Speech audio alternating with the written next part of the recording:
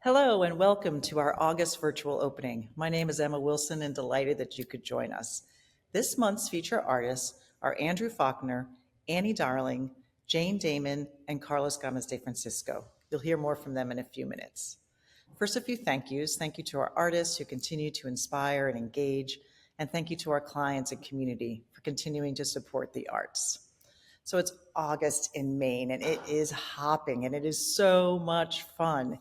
Here at the gallery, we even had a fun landmark. We set a record for our highest number of visitors to our website through Google Analytics. And it matches up because the foot traffic here has been robust as well.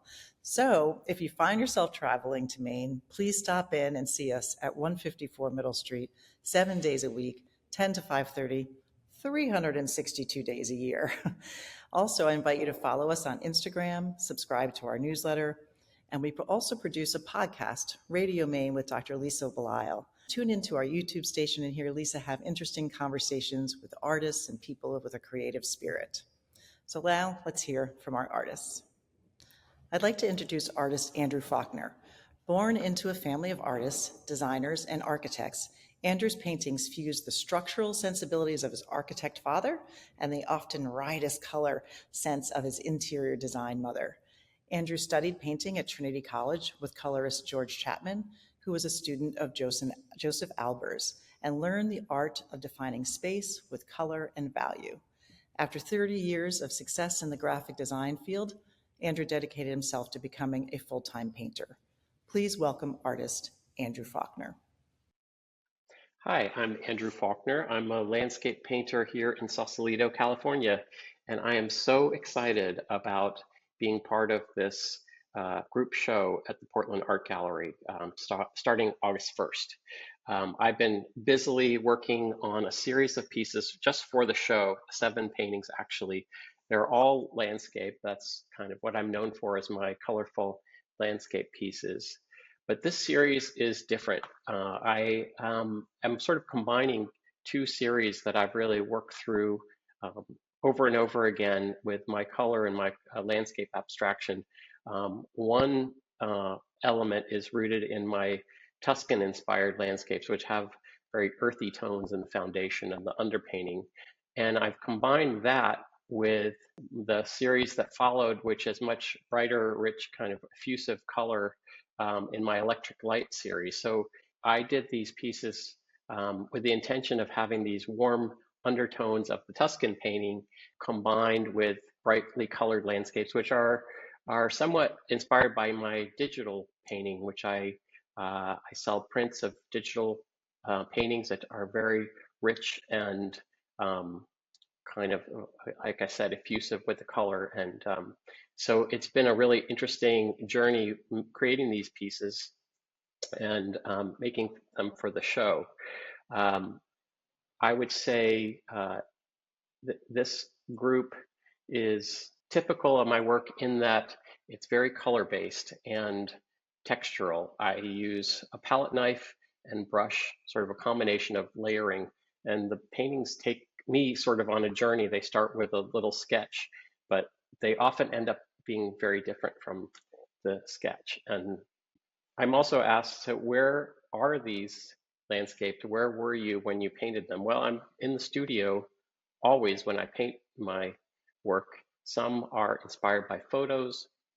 This series was inspired by some images of Italy, but then became so abstracted that they really pick up influences from many of the places that I visit and am inspired by. One place, of course, is Maine, where my sister lives, and I've been many times, and I take a lot of photo references in Maine. Also in the Great Lakes area, especially in Minnesota, where my wife's family is from, is a place I visit and has a similar look to the landscapes in Maine. And then also Lake Tahoe in California, north of where I live, is another place. So there's this commonality of water views, rich tree-lined horizons, and dramatic skies. So you'll see all that.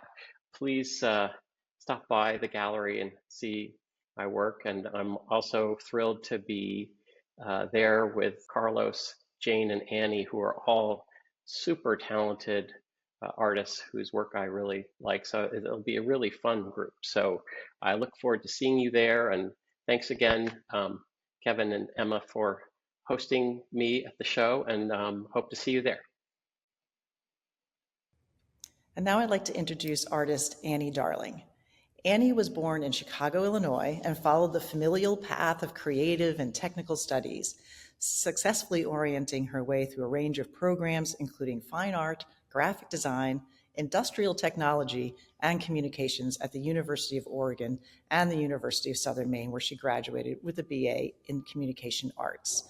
After graduation, Annie embarked on an artistic journey, which took her from owning an award-winning design firm to partnering in a successful art-based stationery company to creating and developing her expanding body of mixed media work.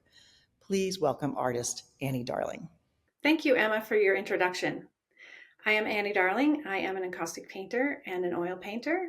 My earliest memories of creating art were at the age of 7 when my parents took me to the Art Institute of Chicago, and I fell in love with this painting called The Crucifix by Francisco de Zurbarán. And I was so inspired by this painting that I came home that day and got out my crayons and paper and decided to recreate it. And I'm not sure exactly what it was about the painting that I was so excited about. It might have been the contrast of the painting or the color or the line or the style, but whatever, I was so enthralled by it and I needed to recreate it.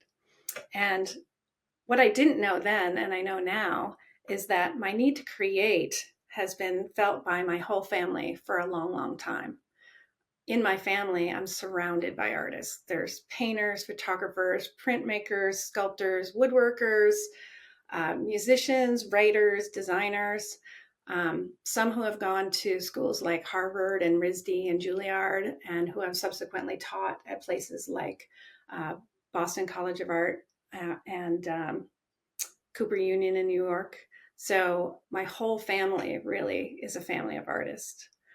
And as a young person, I didn't really realize that I was surrounded by art because it was so much a part of my life. It was part of my everyday life. It was part of my world. I use art as a way to understand the world, a way to sort of process the world.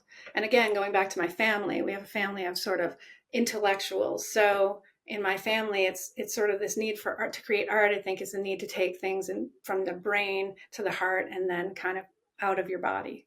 So my process has always been sort of a storytelling, if you will, of taking something that's going on in my life right now and imbuing it into the work through my hands. And that process is something that allows me to kind of merge my inner world and the outer world. And these stories, they could be a current story. They could be something that's going on with me currently. They could be something that just inspires me. And I am processing that story through what is happening with me. And when a painting is complete, it's because the story that I need to tell at that moment is complete.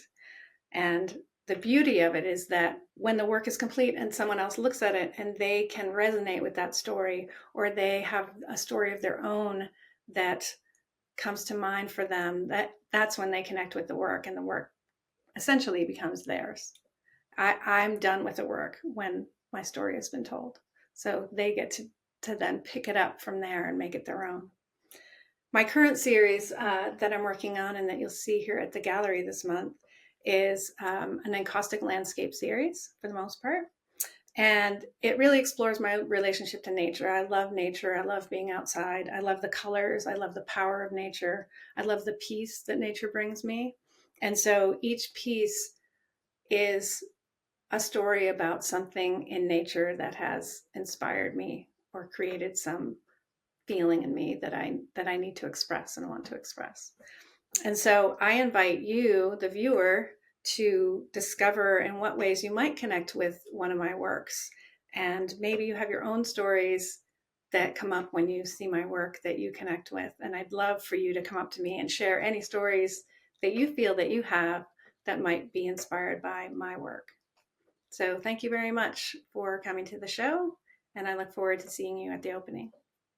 Now I'd like to introduce artist Jane Dahmen, otherwise affectionately known around here as Janie D. Jane graduated from Colby right here in Waterville, Maine, and she resides in the mid-coast of Maine and continues to inspire and excite artists and collectors alike. This body of work she created for the show feels almost like it represents all many different varied styles of Jane Dahmen. Her inspiration comes from her wanderings through the mid-coast of Maine, and she is deeply connected to that part of the world. And you can feel it in her artwork. Jane's large-scale works are just invitations for the viewer to enter the environment that she is working to capture. Her color, line, surface, and texture all evolve through her process. Please welcome artist Jane Dahmen. Thank you for the introduction, Emma. First, I want to thank the gallery and all the people who work there. You are so helpful.